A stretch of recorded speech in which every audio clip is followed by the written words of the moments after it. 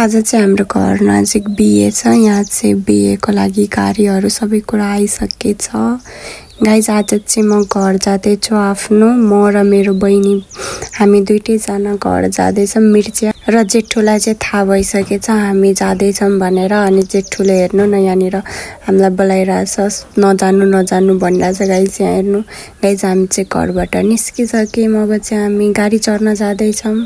Guys यहाँ चाहिँ गाडी चढ्ने ठाउँमा आएर हामी वेट गरिरहेछौँ।